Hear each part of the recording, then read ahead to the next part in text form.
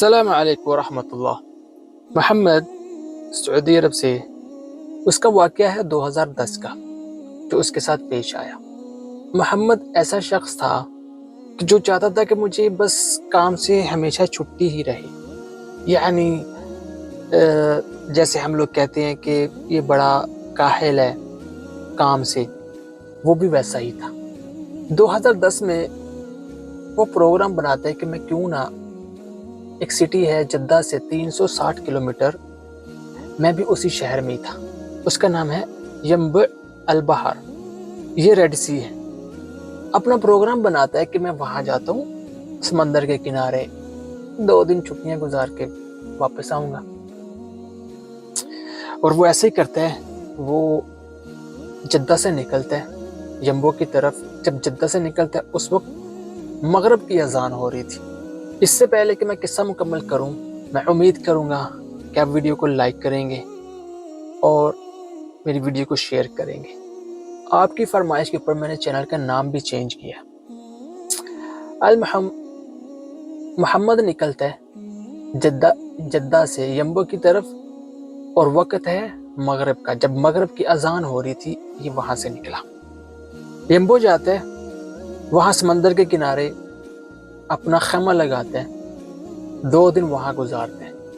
تیسری رات ویسے ہی مغرب کا ٹائم تھا جب یہ وہاں سے نکلا واپسی۔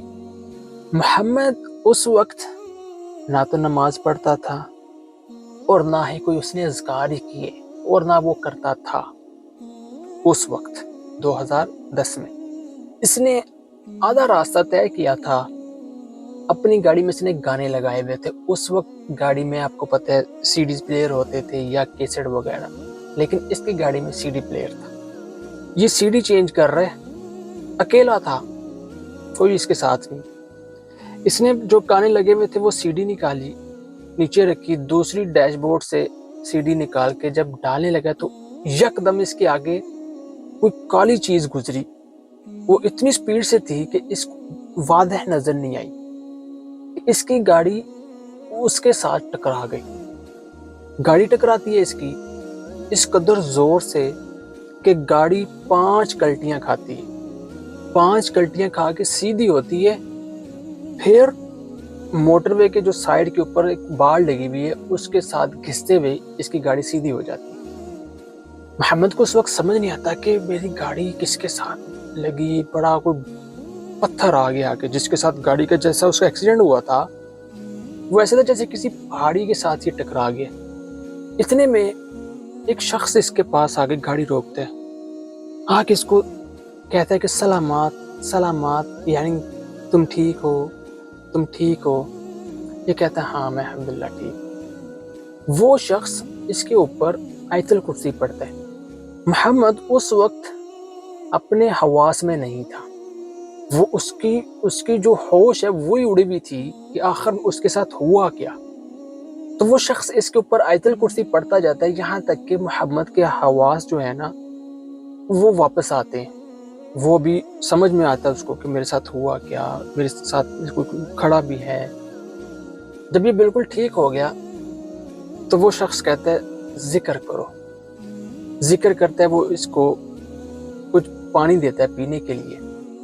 محمد اس کا بڑا شکریہ ادا کرتا ہے کہ تمہارا شکریہ، تم نے مجھے دریافت کیا، میرے لیے گاڑی روکی۔ وہ کہتا ہے کوئی نہیں، اللہ تمہیں صحت دے، اور اللہ کا شکر ہے کہ تم بچ گئے۔ اب یہ شخص جو ہے اس سے پوچھتا ہے کہ تمہیں ہوا کیا تھا؟ محمد کہتا ہے کہ میرے آگے کوئی چیز آئی تھی اور میرا بڑا زور سے اس کے ساتھ ایکسیڈنٹ ہوا ہے۔ جب گاڑی کے اطراف میں گھوم کے دیکھتے ہیں کہ گاڑی کس کے ساتھ ٹکرائی، وہاں بھی کوئی چیز نہیں تھی جس کے ساتھ یہ ٹکرایا، اور حیرت کی بات یہ تھی کہ اس کی گاڑی کو کچھ بھی نہیں ہوا، صرف سامنے والے بمپر کے نیچے جو ایک چھوٹی لائٹ لگی ہوئی ہوتی ہے وہ تھوڑی سی ٹوٹی تھی، اس کے علاوہ اس کو کوئی سکریچ بھی نہیں ہے۔ یعنی گاڑی 5 کلٹیاں کھائی، اس کے بعد گاڑی سیدھی ہو کے باڑ کے ساتھ رگڑ کھا کے تو گاڑی رکی، اس کا بھی کوئی سکریچ کا نشان نہیں تھا، اور یہ بڑی حیرانگی والی بات تھی۔ وہ شخص کہتا ہے ٹھیک ہے، اب تم خیریت ٹھیک ہو؟ محمد کہتا ہاں میں ٹھیک۔ محمد کہتا تمہارا نام کیا ہے؟ وہ کہتا ہے معذرت۔ پھر محمد کہتا ہے چلو اپنا موبائل نمبر دے دو تاکہ کبھی کبھار تم سے بات چیت کر لوں۔ اس کے اوپر بھی وہ شخص کہتا ہے معذرت۔ پھر محمد اسے کہتا ہے کہ تمہیں کیسے پتہ چلا کہ یہاں کوئی گاڑی کا ایکسیڈنٹ ہوا ہے، تم میرے پاس آ گئے؟ کہتے میں یہیں صحرا میں تھا تو میں نے گاڑی کے ٹکرانے کی آواز سنی، گاڑی کے کلٹی کھانے کی آواز سنی تو میں اسی طرف بھاگا، آگے آ کے دیکھا کہ تم تھے۔ ٹھیک ہے اب تم جاؤ۔ محمد کہتا ہے بہت شکریہ تمہارا میری مدد کرنے کا۔ کہتا ہے نہیں، تم ابھی چلو، میں تمہارے ساتھ چلوں گا، میں تمہارے پیچھے چلوں گا۔ تو محمد کہتا ہے نہیں کوئی ضروری نہیں ہے، میں ابھی صحیح ہوں۔ کہتا ہے نہیں، لازمی ہے کہ میں تمہارے پیچھے آؤں گا، تم میرے آگے آگے چلو اور آیت الکرسی پڑھتے رہو۔ محمد کہتا ہے میں آیت الکرسی پڑھتا گیا، چلتا گیا، میں پیچھے دیکھ رہا ہوں وہ میرے پیچھے پیچھے ہی ہے۔ تقریباً 1 کلومیٹر تک میں اس کو دیکھا کہ وہ میرے پیچھے آ رہا ہے۔ اس کے بعد اس کی گاڑی اور بالکل ہی غائب ہو گیا، یعنی گاڑی کی لائٹ سب کچھ ختم، پیچھے کچھ بھی نہیں۔ محمد واپس جا کے اپنے گھر میں تو ایک شخص وہاں، اس کا ہمسایہ وہ عالم تھا، اس کے ساتھ جا کے یہ بات کرتے ہیں کہ میرے ساتھ ایسا ایسا ایسا ہوا تھا۔ تو وہ عالم محمد سے پوچھتا ہے کہ اس شخص کی حلیہ کیا تھا اس کا؟ کہتا ہے وہ تقریباً 20 سے 25 سال کا نوجوان لڑکا تھا، اس کی داڑھی بھی نہیں تھی۔ اچھا، تو اس کا بولنے کا انداز کہتا تھا؟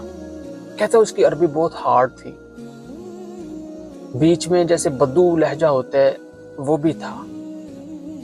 پھر عالم دین اس سے پوچھتا ہے کہ جہاں تمہارا ایکسیڈنٹ ہوا تھا وہاں کوئی سائڈوں میں کوئی اونٹ وغیرہ ہو یا کوئی گاؤں وغیرہ ہو؟ کہتا ہے نہیں، اس ایریا میں دور دور تک کچھ بھی نہیں۔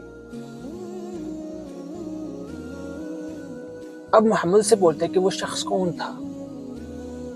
عالم دین اسے کہتا ہے کہ میں بھی نہیں بتا سکتا، نہ مجھے پتہ ہے، نہ میں کہوں گا وہ فرشتہ تھا، نہ میں کہوں گا کہ وہ جن تھا، اور نہ ہی میں یہ کہوں گا کہ وہ انسان تھا۔ انسان تو وہ نہیں تھا، اس کو اتنا علم تھا کہ تمہارے ساتھ ہوا کیا، اس لیے وہ تمہیں اذکار کی تاکید کر کے گیا، کیونکہ تمہارا جو حادثہ ہوا تھا وہ کسی چیز کے ساتھ نہیں ہوا تھا، بلکہ کسی ایسی مخلوق کے ساتھ ہوا تھا جس کو ہم لوگ دیکھ نہیں سکتے۔ عجیب قسم کا یہ واقعہ محمد کے ساتھ پیش آیا، اور یہ واقعہ بھی عرب کی مجلس میں بولا گیا۔ وہاں سے میں آپ کو یہ قصہ سنا رہا ہوں۔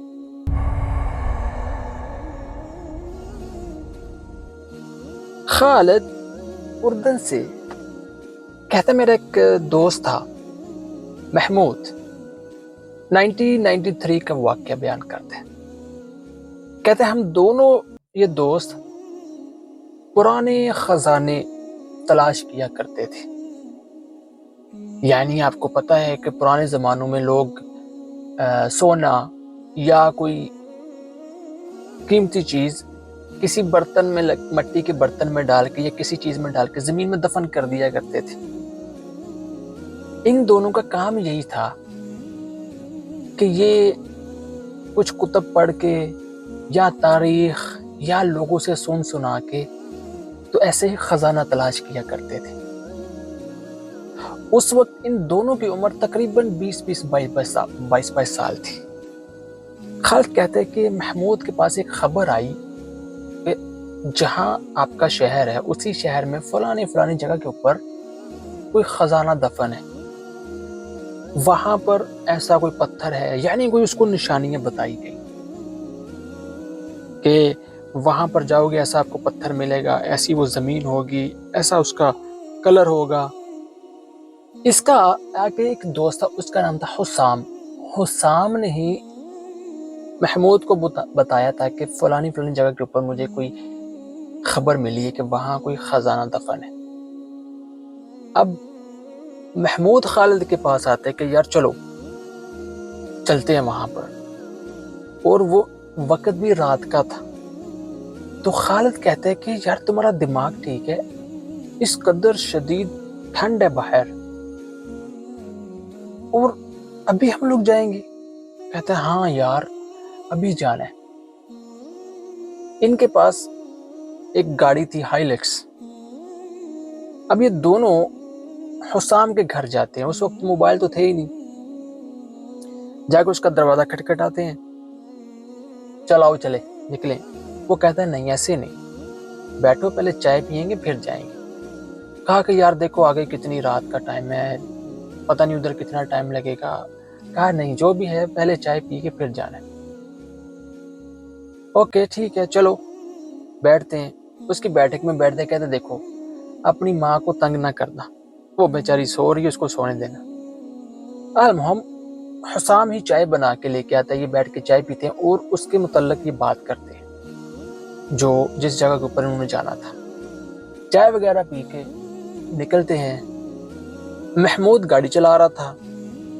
حسام کو فرنٹ پہ بٹھایا, ایک تو اس کا اکرام کرنے کے لیے, دوسرا کہ اس کو پتا تھا جس ایریے میں جانا تھا, جس جگہ پہ جانا تھا اسی کو پتا تھا.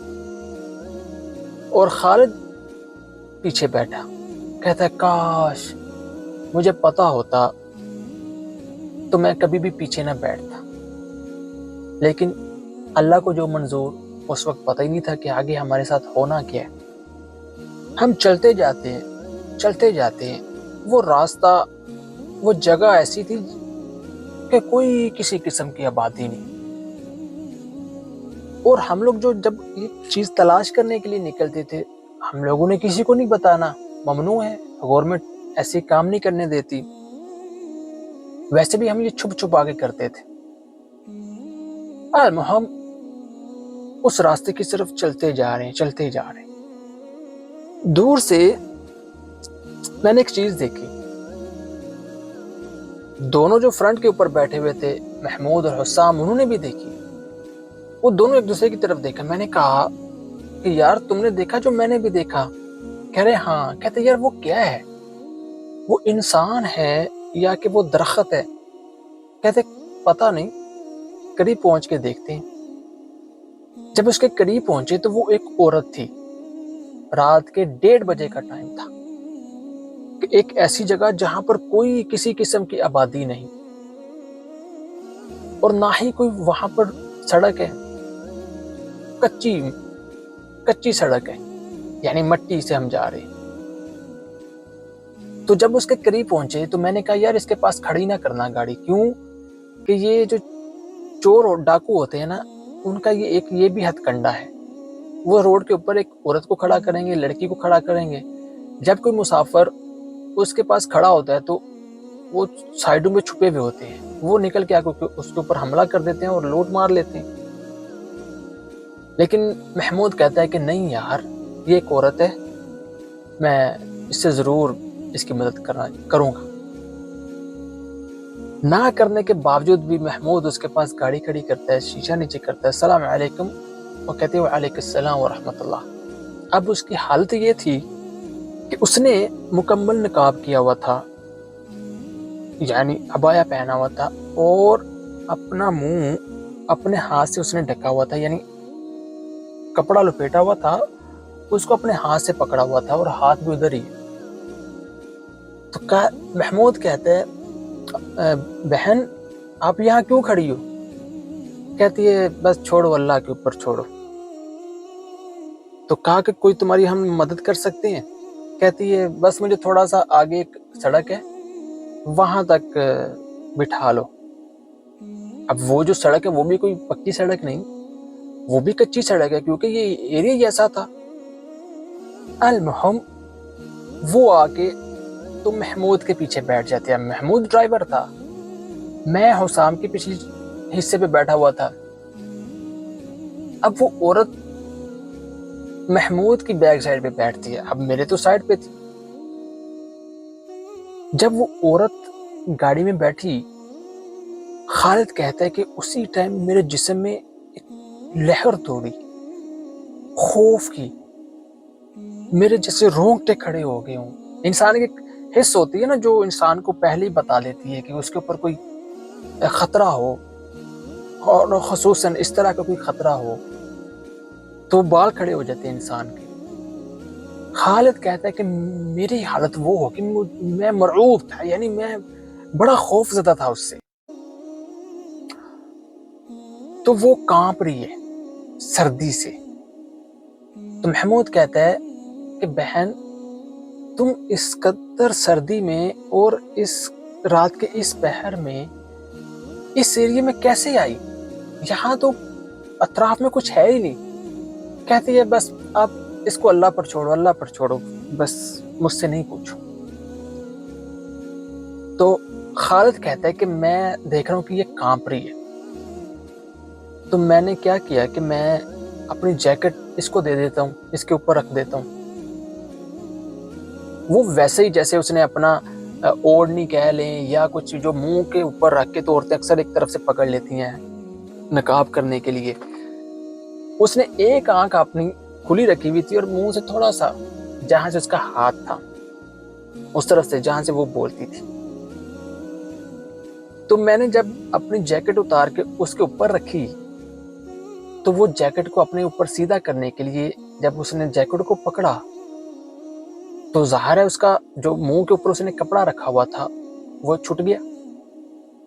جب وہ کپڑا چھٹا اس سے، اس کا منہ ننگا ہو گیا۔ وہ اس قدر خوفناک تھی، اس قدر خوفناک کہ اس کا آدھا منہ، یعنی اس کا آدھا منہ کے اوپر ماس نہیں تھا اور آدھے منہ کے اوپر تھا۔ میں اس قدر مرعوب خوف زدہ ہو کہ وہاں سمٹ کے بیٹھا ہوا ہوں کہ میں ہاتھ نکال کے آگے حسام کو اس کا جسم ملتا ہوں، تو وہ سمجھا کہ شاید پیچھے میں بڑا خوش بیٹھا ہوا ہوں، تو تھوڑا سا منہ پیچھے نکل کے ہنستا ہے۔ لیکن میری حالت پتلی تھی، میں کہتا ہوں کہ بس ایسا ہو کہ زمین کھلے اور میں زمین کے اندر دھس جاؤں، اس قدر میرے اوپر رعب تھا۔ وہ کہتی بس بس بس بس بس ادھر ہی اتار دو، ادھر ہی اتار دو، میں نے ادھر ہی اترنا ہے، بس ادھر ہی اترو، ادھر ہی رک جاؤ۔ گاڑی روک دی۔ اب وہ سڑک تھی کہیں سے ٹوٹی ہوئی، کہیں سے صحیح، وہاں سے ٹریلے گزرتے تھے، پتہ چل رہا تھا کہ یہاں سے ٹریلے گزرتے ہیں۔ اس کو وہیں پر اتار دیا۔ اب ہم لوگ واپس ہو جاتے ہیں اپنی منزل کی طرف جہاں ہم جا رہے تھے۔ تقریباً 10 منٹ کا سفر طے کیا تو مجھے یاد آیا کہ یار میری جیکٹ تو اس کے پاس ہی ہے، اور جیکٹ تو میرے لیے اتنی قیمتی نہیں تھی، اس میں میرا سامان تھا، میرے کارڈ وغیرہ تھے، میرے پیسے تھے۔ تو میں نے کہا یار واپس موڑو، میری جیکٹ اسی کے پاس ہے۔ تو محمود میرے اوپر غصہ کرتا ہے، یار تو کیسے بھول سکتا ہے تیری جیکٹ؟ اب ہم یہاں سے دوبارہ واپس جائیں گے۔ نہیں یار مجھے میرا سامان اس میں قیمتی۔ یار ہم وہاں سے گاڑی موڑ کے واپس اسی مقام کے اوپر آ جاتے ہیں جہاں پر اس لڑکی کو اتارا تھا۔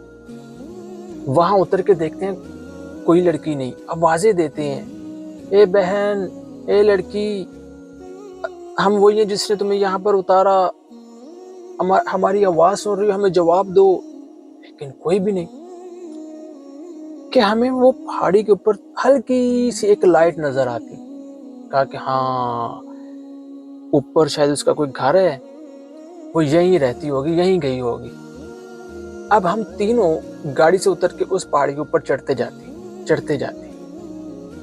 جب عین اس کے اوپر پہنچے تو واقعی وہ پتھروں کا بنا ہوا ایک گھر تھا، لکڑی کا دروازہ لگا ہوا ہے۔ وہ لکڑی کا دروازہ کھٹکھٹاتی 2 دفعہ 3 دفعہ 4 دفعہ۔ پہلے تو ہمیں لگا شاید کوئی بھی نہیں رہتا، لیکن پھر ہمیں اندر سے آواز آئی تو ہمیں کہا کہ ہاں کوئی اندر ہے۔ تو جب دروازہ کھلا نا تو ایک بہت بوڑھا شخص اندر سے نکلا۔ ہم نے کہا السلام علیکم، کہتا ہے وعلیکم السلام ورحمۃ اللہ۔ کہا کہ چچا ہم لوگ یہاں آئے تھے تو اس کو یعنی ہمیں ابھی بتانا شروع کیا، کہتا ہے اندر آ جاؤ اندر آ جاؤ۔ اس کا حلیہ پتہ کیسا تھا؟ اس نے جبہ پہنا ہوا تھا کالے رنگ کا، اور اوپر اس نے اون کی جیکٹ پہنی ہوئی تھی۔ جیکٹ بھی نہیں تھی، یعنی مکمل وہ اون تھی بھیڑ کی۔ ہم اس کے ساتھ اس کے وہ پتھر کے گھر میں جاتے ہیں، وہ چھوٹا سا گھر تھا، وہاں اندر یعنی فانوس تھا، کوئی دیا وغیرہ، دیا وہ جل رہا تھا۔ بیٹھ کے کہتا ہے بیٹھ جاؤ۔ اب وہاں اس کے گھر کے اندر جہاں ہم لوگ بیٹھے ہیں وہ ٹوٹل ٹائر تھے، گاڑیوں کے ٹائروں کے اوپر بیٹھ کے۔ تو اس کو ہم لوگ اپنا بتاتے ہیں کہ چچا ہم یہاں آئے تھے، ہمیں ایک لڑکی ملی، تو اس کے پاس ہماری جیکٹ رہ گئی، اس کو ہم نے یہاں اتارا تھا، تو وہ یہیں آئی ہوگی۔ کہتے ہیں یہاں تو کوئی لڑکی نہیں رہتی، میں اکیلا یہاں پر رہتا ہوں، تم لوگوں کو غلطی لگی ہے، یہاں کسی کا گھر ہے ہی نہیں، یہ میرا ایک گھر ہے پرانا۔ ہم لوگ اس کو کہتے ہیں کہ نہیں چچا آئی تھی، ہم نے اسے نیچے اتارا۔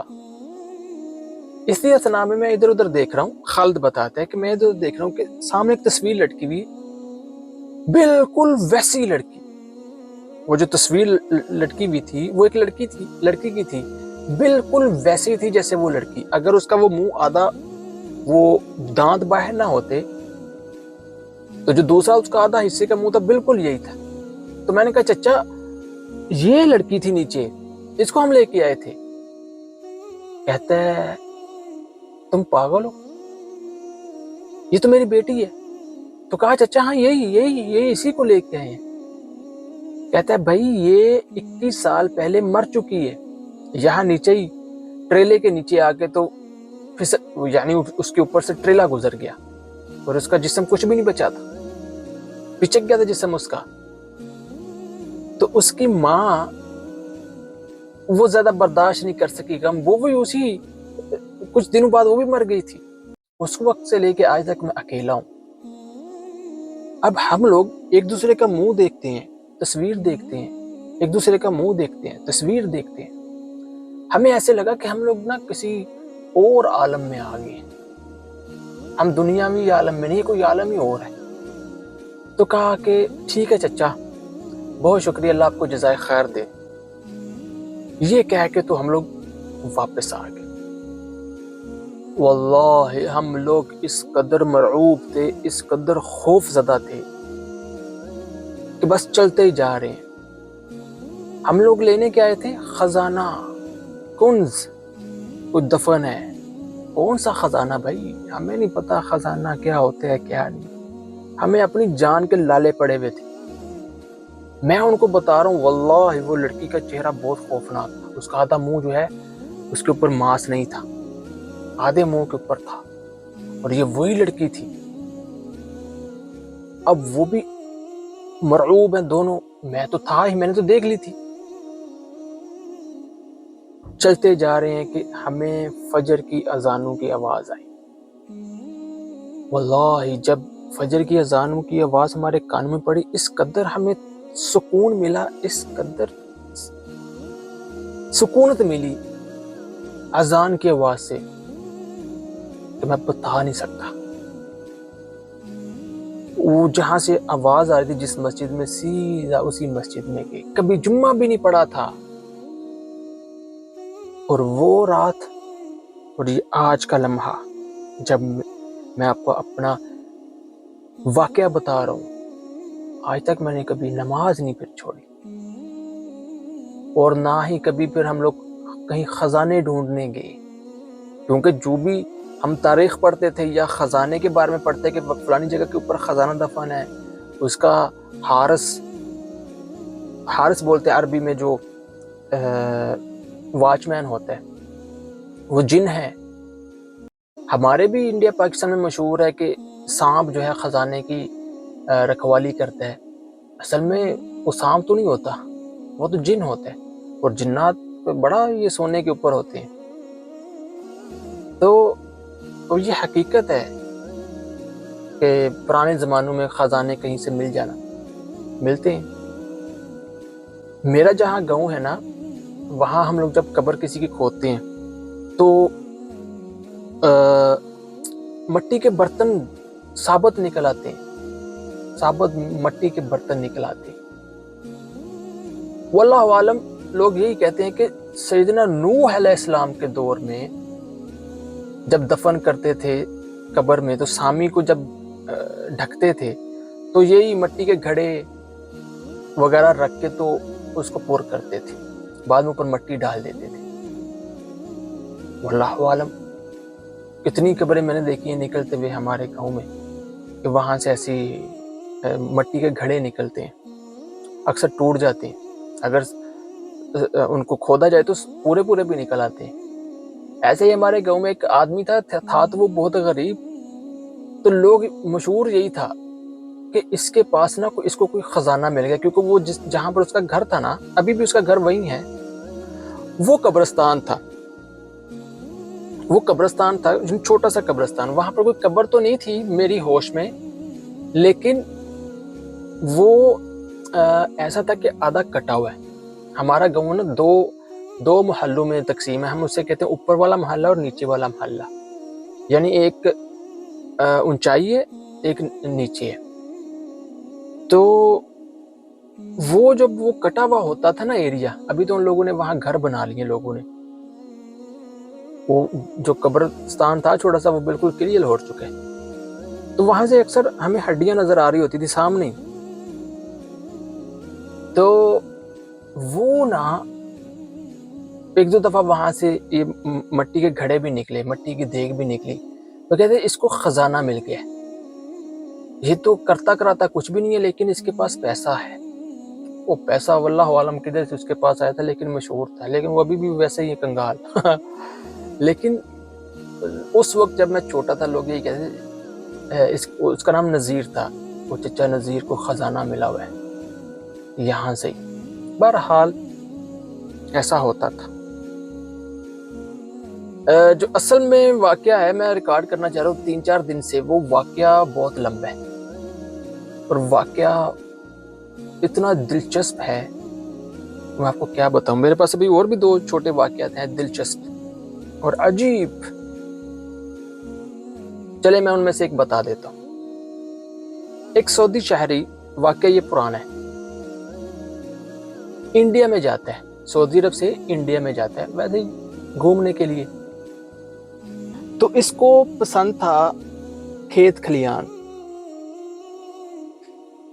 یہ جاتا ہے کھیتوں میں، گاڑی وہاں سے رینٹ کے اوپر اس نے لی ہوئی تھی، کہتے میں بڑی سپیڈ سے بھی نہیں جا رہا تھا اور آہستہ یعنی نارمل سپیڈ سے 20-30 کی سپیڈ کے اوپر میں اطراف میں کھیت کھلیان دیکھ رہا ہوں کہ مجھے اذان کی آواز آئی، اور اس قدر لطف اندوز وہ اذان کی آواز تھی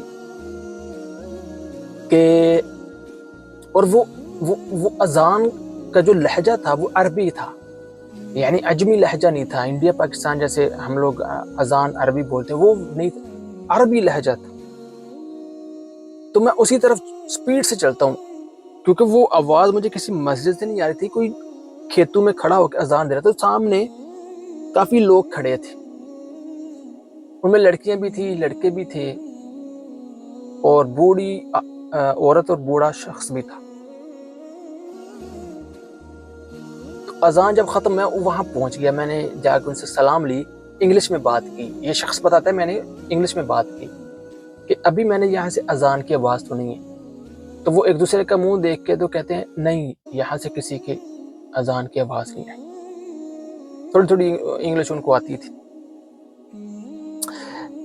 میں نے کہا کہ نہیں میں نے سنی ہے ادھر سے آواز، وہ ڈر گئے تھے کہ شاید کوئی گورنمنٹ کا یا کوئی کٹر ہندو نہ ہو جو ہمیں یہاں سے پکڑ لے اذان کیوں دی، تو پھر مجھے فیل ہو گیا کہ یہ ڈر رہے ہیں، تو میں نے کہا دیکھیں میں سعودی عرب سے آیا ہوں، تو میں ویسے ہی گھوم رہا تھا تو میں نے اذان کی آواز سنی، تب ان کو تھوڑا سا اطمینان ہو گیا کہ یہ بندہ یہاں کا نہیں، تو کہتے ہیں ہاں، ایک لڑکے نے اشارہ کیا بڈھے کی طرف، کہتے وہ اذان دے رہا تھا، تو میں نے اسے جا کے کہا کہ یار تمہاری یہ بات بڑی اچھی ہے، اور مجھے کیوں تم انڈین نہیں ہو سکتے؟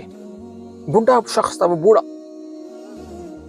کہہ رہا ہاں میں الحسا کا ہوں۔ ہے الحسا؟ سعودی عرب کا شہر. ہاں. تو یہاں کیسے؟ کہتا ہے میری عمر 20 سال تھی. اب یہ بوڑھا شخص اس کو بتا رہا ہے میری عمر اس وقت 20 سال تھی کہ مجھ سے ایک ہمسایوں کا لڑکا قتل ہو گیا تھا.